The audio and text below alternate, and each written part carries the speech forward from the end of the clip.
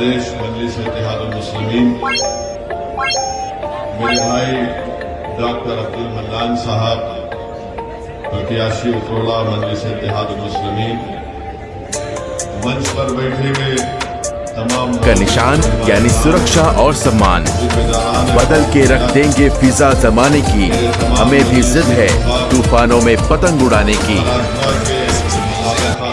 सैयद मोइन साहब, हैदराबाद से आए हुए तमाम मुअज़्ज़िज़ अरकान बल्दिया, करीमनगर से आए हुए जनाब अहमद साहब सदर मजलिस और तमाम जिम्मेदारान, मेरी इज़्ज़तदार माँ बहनों, बुजुर्गों, नौजवान साथियों, हम आपको ये बताने आए हैं कि 3 तारीख के दिन आप तमाम से हम ये गुजारिश करने आए हैं कि आप अपना वोट, अपना मतदान में हिस्सा लीजिए और मजलिस इत्तेहादुल मुस्लिमीन भागीदारी परिवर्तन मोर्चा के साथ मिलकर गरीब, मजलूम, पिछड़े अवाम के हक के लिए लड़ रही है। हम आपके मान सम्मान के लिए, हिस्सेदारी के लिए लड़ रहे हैं और अगर आप अपने ही वोट से अपने प्रत्याशी को कामयाब नहीं करेंगे तो पतंग का निशान यानी सुरक्षा और सम्मान। अभी शुरुआत में डॉक्टर मन्नान साहब ने ये कहा कि सदुद्दीन ओवैसी 5वीं मर्तबा उतरोला विधानसभा को आया है। मैं डॉक्टर साहब से कहना चाहूंगा कि आपने ये कहकर मुझे शर्मिंदा किया और मुझे आपने ये बता दिया कि ओवैसी उतरोला का नहीं, बाहर से आया है। मेरे अजीज दोस्तों और बुजुर्गों, हम आपको ये बताना चाह रहे हैं, बल्कि डॉक्टर साहब को ये बताना चाह रहा हूं, मैं अगर आपके पास नहीं आऊंगा तो क्या गैर के पास जाऊंगा? मैं अगर एक बुजुर्ग के चेहरे में अपने बाप को, अपने चचा को देखता हूं और अगर यहां नहीं आऊंगा तो किसके पास जाऊंगा? अगर मैं एक बच्चे को देखकर उसमें अपनी औलाद कहना है कि आज की मुबारक रात है और इकबाल ने क्या कहा था कि अख्तरे शाम की आती है फलक से आवाज। इकबाल ने कहा था कि अख्तरे शाम की आती है फलक से आवाज, सजदा करती है शहर जिसको है आज की रात। एक आशिक़ रसूल ने भी कहा था, वो ज़बान जिसको सब खून की कुंजी कहे उसके नाफिज़े हुकूमत में लाखों सलाम। वो ज़बान जिसको खून की कुंजी कहे उसके नाफिज़े हुकूमत को लाखों सलाम। मेरे अजीज दोस्तों और बुजुर्गों, राजनीति अपनी जगह पर है, मगर अगर कोई सब गुंबद के मकी के दर का कुत्ता है और वो कुत्ता आका के बारे ना बोले तो क्या राजनीति है? मेरे अजीज दोस्तों और बुजुर्गों, इस गुनाहगार के लिए भी दुआ फरमाइए, इस गुनाहगार के लिए भी दुआ फरमाइए कि अल्लाह सुब्हाना व तआला हम तमाम का खातिमा ईमान पे कराए। मेरे अजीज दोस्तों और बुजुर्गों, 3 मार्च को आपको डॉक्टर मन्नान को कामयाब करना है। ये कामयाबी डॉक्टर मन्नान की नहीं होगी, ये कामयाबी आपकी होगी। उतरोला विधानसभा में मजलिस इत्तेहादुल मुस्लिमीन की कामयाबी को रोकने के लिए बीजेपी, सपा और कांग्रेस मिलकर ये कोशिश कर रहे हैं कि डॉक्टर मन्नान की कामयाबी को रोका जाए। मगर मुझे यकीन है कि जो जमीन व आसमान का खालिक मन्नान है, वो अब्दुल मन्नान को जरूर कामयाब करेगा। अपने नबी के रास्ते में निकालना होगा। तमाम लोग मिल लो, जितना मिलना है मिल लो, मगर फैसला तो रब्बे करीम करने वाला है। ओवैसी की तकरीर से लोगों के दिल बदल नहीं जाते, वो तो सदका है कि अल्लाह ने अपने हबीब के करम में, उनके सदक़े में लोगों के दिलों में मजलिस की मोहब्बत को पैदा किया। ये ओवैसी की जबान, ये ओवैसी की तकरीर नहीं, ये तो करम सब गुम्बद के मक्की का है, ये उन्हीं का करम है। हम तो सिर्फ अल्लाह से ही दुआ करते हैं कि परवरदिगार दिलों को मोड़ने वाले आप हैं। आज हम बातिल ताकतों के तूफान में या अल्लाह हमने चिराग को जला रहे तौहीद के। हम तो हमेशा ये कहते कि परवरदिगार बातिल ताकतों के तूफान में हम एक चिराग को जला रहे हैं, या अल्लाह इस चिराग को तेरे नबी के सत्ते में बचा कर रख ले। बस हम तो सिर्फ यही बोलते हैं, यही काम करते हैं, और अल्लाह के करम से हमने तूफानों में चिराग जलाने का हुनर हमने सीख लिया है। अब डर नहीं होता, डर इस बात का होता है कि मरने के बाद क्या जवाब देंगे, क्या मुंह लेकर जाएंगे। क्योंकि जब तुम इश्क का दावा करते हो तो याद रखो पूछा जाएगा तुम किससे इश्क करते थे। तुम उन लोगों से इश्क करते थे जो तुमको बर्बाद करना चाहते थे, या तुम उन लोगों से इश्क करते थे जो तुमको बचाना चाहते थे। मेरे अजीज दोस्तों और बुजुर्गों, इस चुनाव में आपको एक अच्छा फैसला लेकर यहां से अपनी जमात मजलिस इत्तेहादुल मुस्लिमीन को कामयाब करना है। एक एक वोट का सही इस्तेमाल करिए, डरने और घबराने की जरूरत नहीं है। एक और अहम बात हम आपको बताना चाहते हैं, हमारी माँ और बहनों को भी पैगाम देना चाहते हैं कि लोग आकर आपसे कहेंगे कि असदुद्दीन ओवैसी भड़काऊ भाषण देता है, असदुद्दीन ओवैसी नौजवानों को जज्बात में लाता है। तो हाँ, मैं इकरार करता हूं, मैं जज्बात में लाता हूं। मेरी तकरीर या मेरे अल्फाज या मेरी जबान से नौजवान जज्बात में नहीं आता, ये मेरा काम नहीं है। मैं सच्चाई को बयान करता हूं और जो हक है वो तुम्हारे जज्बात में तब्दीली पैदा करता है। और यकीनन जज्बाती रहना जरूरी है। अगर आप नाइंसाफी को देखेंगे और आपका दिल ना तड़पे तो फिर जिंदगी का सबूत क्या है। अगर आप एक मासूम बच्चे की आंख में आंसू देखेंगे और उसके सर पर हाथ नहीं रखेंगे तो फिर जज्बात तो जरूरी है मेरे भाई। अगर आप जुल्म को देख रहे हैं तो आप अपने हाथ से जालिम को नहीं रोकेंगे तो फिर क्या बात है। इसीलिए जज्बाती रहना जरूरी है। और जो ओवैसी के भड़काऊ भाषण को सुनकर लोग जज्बात में आते हैं, मैं उन लोगों को, उन बुजुर्गों को, नौजवानों को सलाम करता हूं, उन बच्चों को सलाम करता हूं, उनकी माँ और बहनों को सलाम करता हूं कि उन्होंने एक जज्बाती औलाद को पैदा किया। और जज्बात क्यों ना आए। उत्तर प्रदेश में आज कांग्रेस सपा सब मिलकर खौम करते, जब चुनाव आता तो खौम, और जब चुनाव हो जाता तो बोलते हैं अपना घर। चुनाव में आता है तो बताओ कितने मर्तबा आपने यहाँ पर किस को वोट नहीं दिया। बीजेपी कहती है सबका विकास, सबका विश्वास, सबका साथ। आज उत्तर प्रदेश में अगर सबसे कमजोर कोई है तो अल्पसंख्यक समाज मुसलमान है। मेरी इन बातों को कान खोलकर सुन लो उत्तरला की जनता। मैं अल्फाज छाप कर नहीं बोल रहा हूं, बल्कि संविधान के दायरे में रहकर आपसे बता रहा हूं। मेरे पास आंकड़े हैं और आंकड़े ये बताते हैं कि उत्तर प्रदेश में सबसे कम पढ़े लिखे अगर कोई है तो मुसलमान है। सबसे ज्यादा अगर स्कूल से, शिक्षा से बाहर है तो मुसलमान है। अगर सबसे कम उनमें कम पढ़े लिखे तो हमारी बेटियां हैं। 10 मुसलमान हैं तो 7 पढ़ना लिखना नहीं जानते, हिसाब किताब करना नहीं जानते। 4 और 15 साल की उम्र के दरमियान के बच्चा मजदूरी करते हैं। सिर्फ 7% मुसलमान हाई स्कूल मुकम्मल करते और 4% बच्चे ग्रेजुएट होते हैं। कितने मुसलमानों के पास 2 एकड़ जमीन है उत्तर प्रदेश में? बताओ, कांग्रेस के, सपा के, बीजेपी के लोगों बताओ।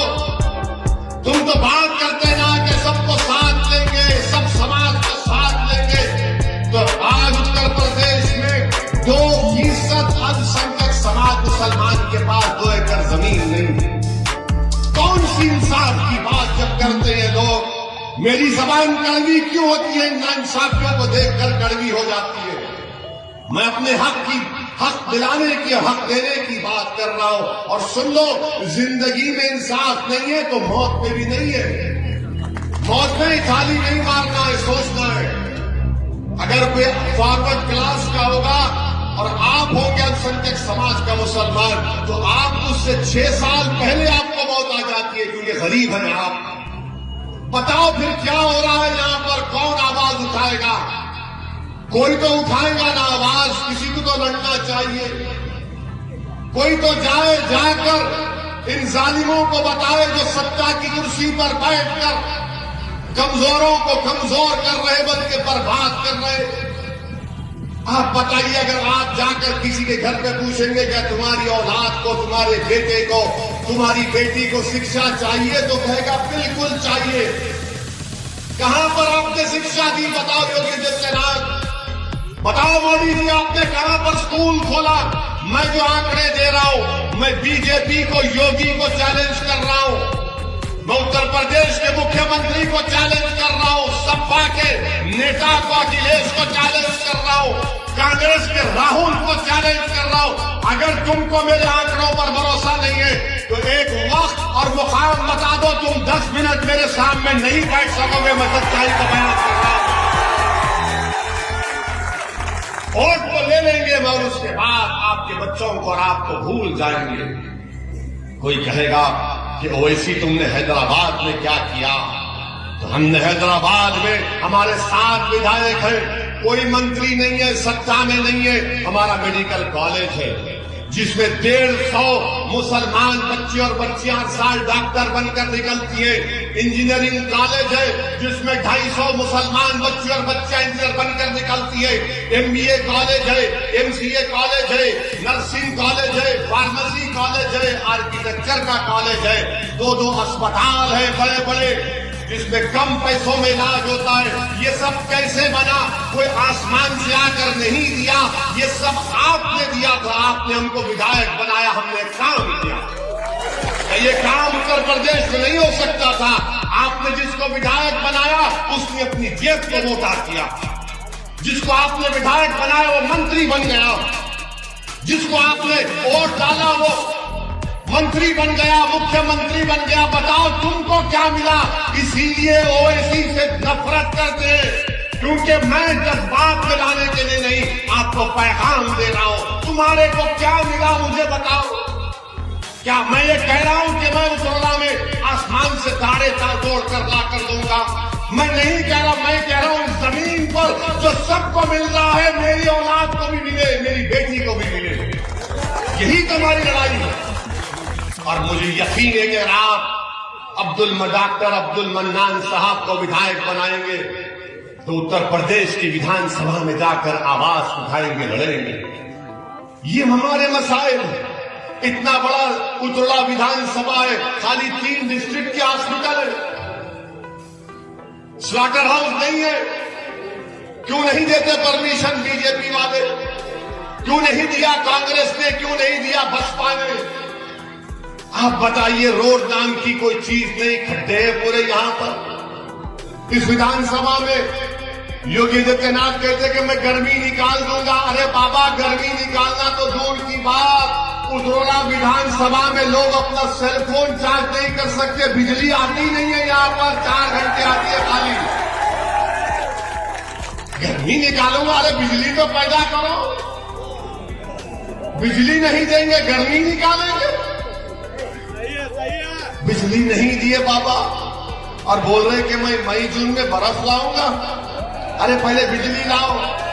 बाबा बोलते गर्मी निकालूंगा, मगर ये सांड क्या कर रहा है खेतों में रातों में? बाबा ने इनको छोड़ दिया, आशीर्वाद दे के जाओ, खाओ, तुम्हारे बाप की जमीन खा लो।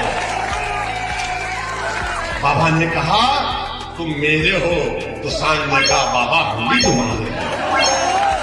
बाबा ने कहा तुम्हारा मेघ है, जाओ खेत साफ कर दो, किसान को बर्बाद कर दो, मैं हूं ना। ज्यादा कोई बोलेगा तो ठोक दूंगा। आप बताइए, आप देश के प्रधानमंत्री को 7 साल के बाद मालूम हुआ कि उत्तर प्रदेश में सांड का मसला है। कितनी मन की बात बोली प्रधानमंत्री ने, मगर सांड की बात नहीं बोली। आज प्रधानमंत्री बोल रहे हैं कि आप 10 तारीख के बाद प्रधानमंत्री कह रहे हैं। यकीन मत करिए, मोदी है, लंबी लंबी छोड़ते हैं। एक बार मोदी जी सऊदी अरब गए थे, वो वहां पर रियाद में एक लंबी तोप को देखे। तोप को देखने के बाद उसके अतराफ फिरे और वो शेख से पूछे कितना लंबा फेंकती। तो शेख भी बड़ा चालाक था, उसने कहा तुमसे कम फेंकती। ये जोक है, कहीं यकीन कर लेंगे आप, हम भी एनएसए लग जाएगा। बाबा बोलेंगे हैं ऐसा बोला, इसको जाओ जेल में डालो, जेल में हम जाने तैयार हैं, हम मरने तैयार हैं। मगर आप बताइए, आज मोदी जी कहते हैं कि मैं जो युवाओं को 70 लाख नौकरी का वादा किया था वो नहीं दिए। जिसके पास ग्रेजुएट है, डिग्री होल्डर है, डिप्लोमा है, मोदी जी उसको नौकरी नहीं बोल रहे हैं कि मैं तुमको एक और नौकरी दूंगा। वो क्या है? तुम गोबर से पैसे निकालो। बाबा कह रहे हैं, मुख्यमंत्री कह रहे हैं कि मैं एक सांड के लिए 900 रुपये दूंगा 10 मार्च के बाद। अरे बाबा, तुमने यहां पर बिजली नहीं दी, तुम किसको 900 रुपये दोगे? आप बताइए, एक विकलांग जो उत्तर प्रदेश में होता है उसको सरकार की तरफ से महाना 1000 रुपये पेंशन मिलता है। 1000 रुपये विकलांग को और सांड को 900 रुपये। आप बताइए, क्या इंसान की जान की कीमत ये है, इसका मान सम्मान ये है। बीजेपी हर महाज पर नाकाम साबित हुई है। ये सपा, कांग्रेस, बसपा से पूछ लीजिए, जब पार्लियामेंट में 2019 जुलाई अगस्त में कानून अमित शाह ने बनाया, बीजेपी ने बनाया, क्या कानून बनाया कि दिल्ली में कोई इंस्पेक्टर पुलिस का, एनआईए का बैठकर उतरौला की विधानसभा के एक नौजवान का नाम अगर अब्दुल मन्नान होगा तो उसको टेररिस्ट घोषित कर देगा। कांग्रेस ने जो आज घूम रहे खाम कह रहे ना, ये कांग्रेस और सपा बीएसपी ने अमित शाह के लाए हुए कानून की तायीद की। हमारा यकीन करना है तो यूट्यूब पर हमारी तकरीर उठाकर देख लीजिए, 2019 की जुलाई अगस्त की तकरीर है लोकसभा की। हमने इन तमाम को कहा कि यह कानून का इस्तेमाल मुझ पर होगा, मेरी औलाद पर होगा, मेरे खानदान पर होगा, मेरे नौजवानों की जवानी को जेल में बर्बाद कर दिया जाएगा। तो यही कांग्रेस और सपा ने मिलकर अमित शाह के कानून की तायीद की और ओवैसी को कहते हैं कि इसके लड़ने से बीजेपी को फायदा होगा। अरे तुमको शर्म नहीं आती, इतना झूठ बोलते हो। तुम हमारी बर्बादी के कानून में बीजेपी अमित शाह का साथ देते हो और यहां पर गांधी परिवार की लड़कियां आकर वोट की बात करती है।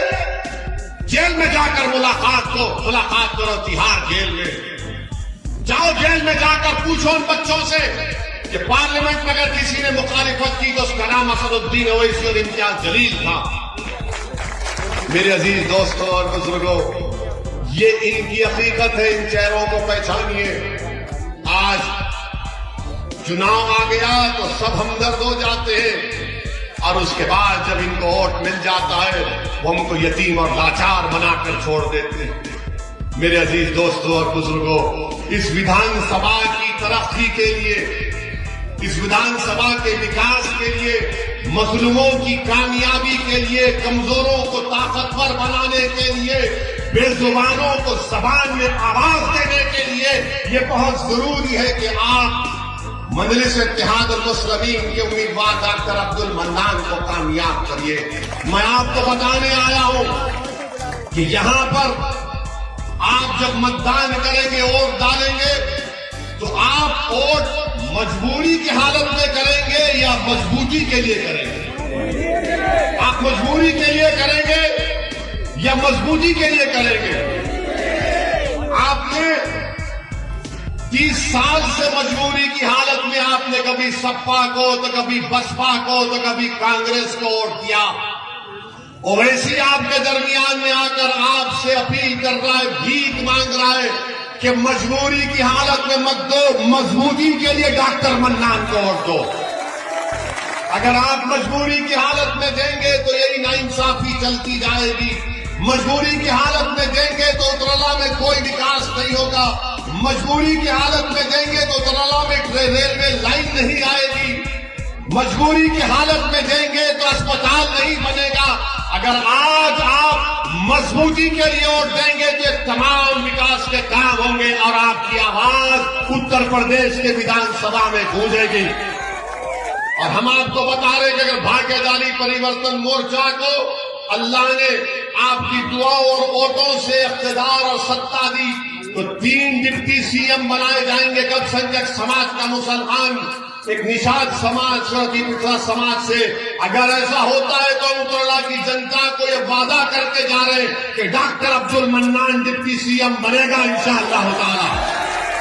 इनको विधायक बनाइए, डिप्टी सीएम बनेगा। डॉक्टर मन्नान जब उत्तर प्रदेश की विधानसभा में जाएंगे तो गूंगे बनकर नहीं बैठेंगे, बहरे बनकर नहीं बैठेंगे। डॉक्टर मन्नान उत्तरला की जनता के इंसाफ के लिए लड़ेगा, पुकारेगा। उत्तर प्रदेश की विधानसभा के दरो दीवार को उत्तरला के इंसाफ के नारे से हिलाकर रख देगा। इस बात का मैं आपसे वादा कर रहा हूं। मेरे अजीज दोस्तों और बुजुर्गों, अपने हिम्मत और हौसले को बुलंद रखिए। डरने और घबराने की जरूरत नहीं है। एक हो जाइए, एक हो जाइए। ये तारीखी वक्त है आपके लिए। अगर हमारी माँ और बहनें एक हो जाएंगी, अच्छा पूछिए ये कांग्रेस सपा बसपा से, जब आएंगे आपसे वोट की भीख मांगने तो बोलना हिजाब और निकाब के बारे में तुम्हारी राय क्या है। पूछो उनसे हिजाब और निकाब के बारे में राय क्या है, कुछ नहीं बोलेंगे। अगर हिजाब और निकाब के बारे में अगर किसी ने बोला तो उसका नाम अल्हम्दुलिल्लाह सदुद्दीन ओवैसी और मजलिस इत्तेहाद उल मुस्लिमीन था।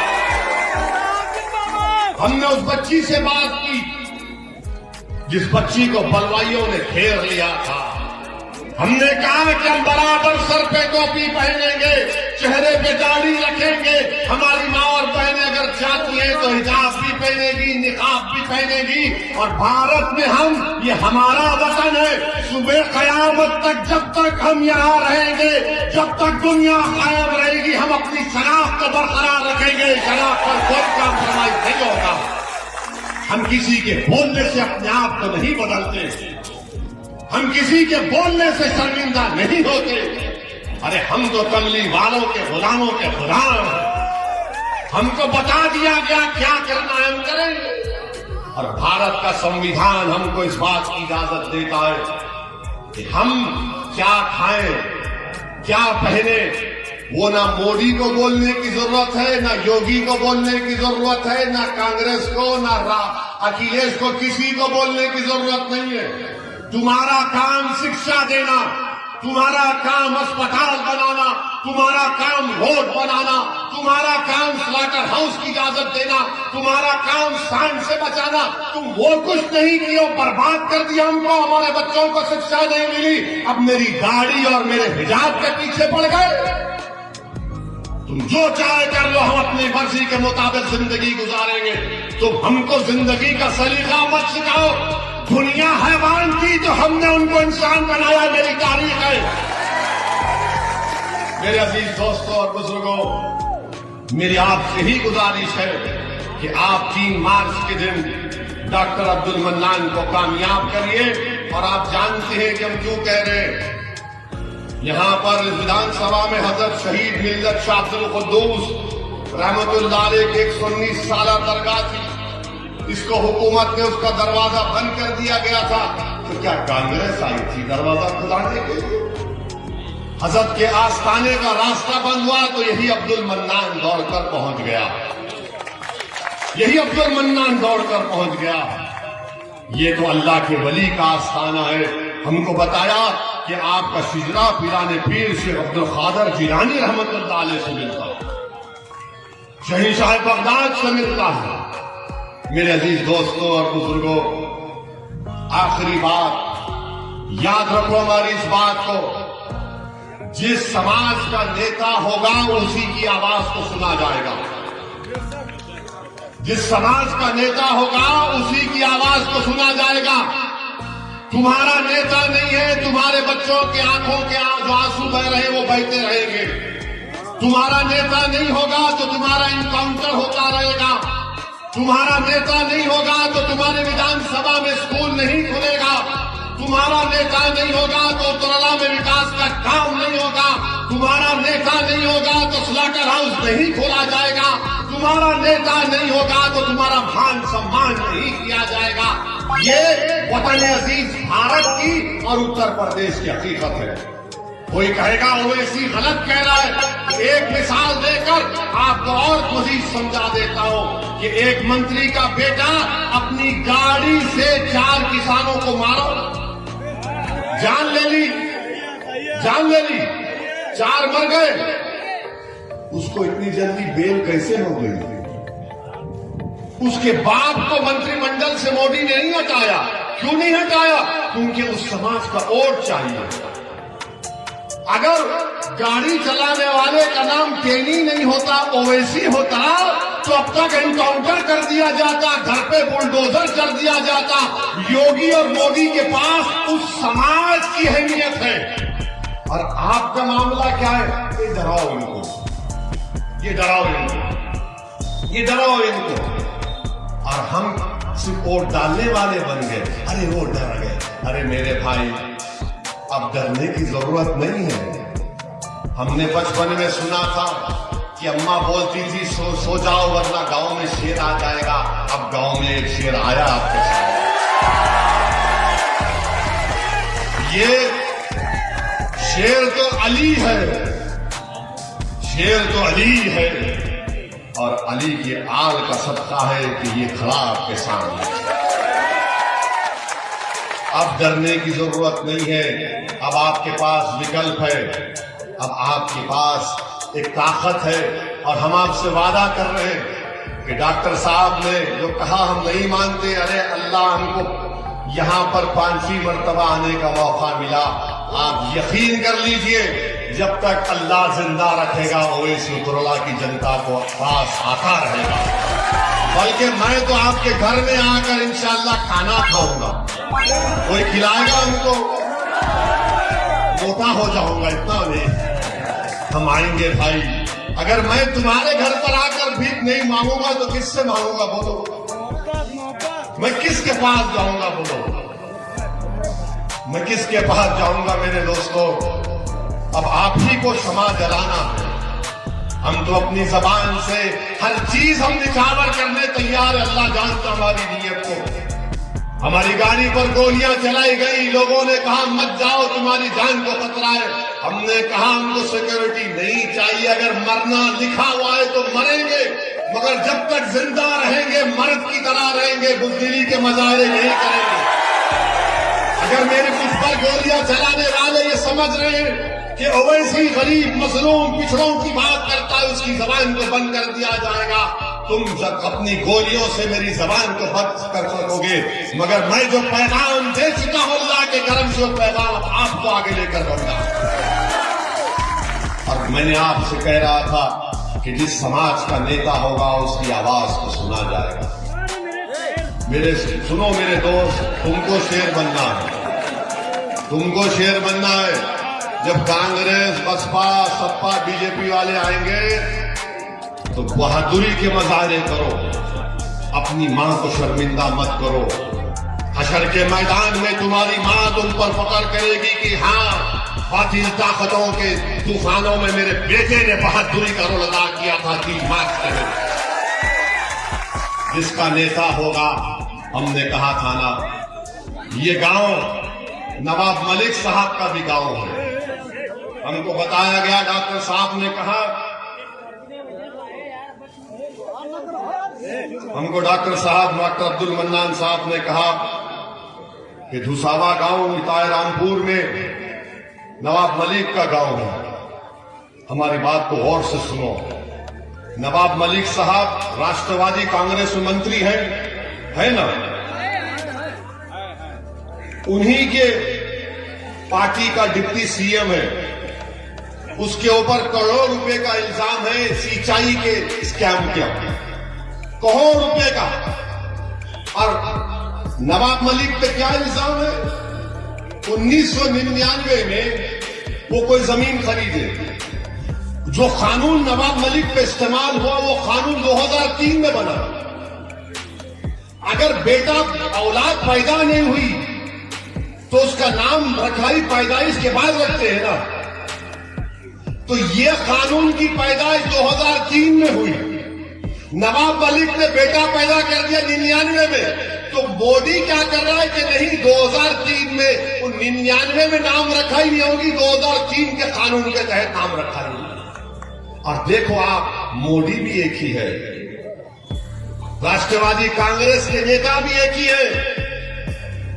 वहां पर नेता का भतीजे पर इल्जाम था, अगर भतीजा गिरफ्तार हो जाता तो राष्ट्रवादी कांग्रेस महाराष्ट्र को रोक देती, मगर क्योंकि गिरफ्तार होने वाले का नाम नवाब मलिक था, इसलिए सब गूंगे बनकर बैठे, सब गूंगे बनकर बैठे।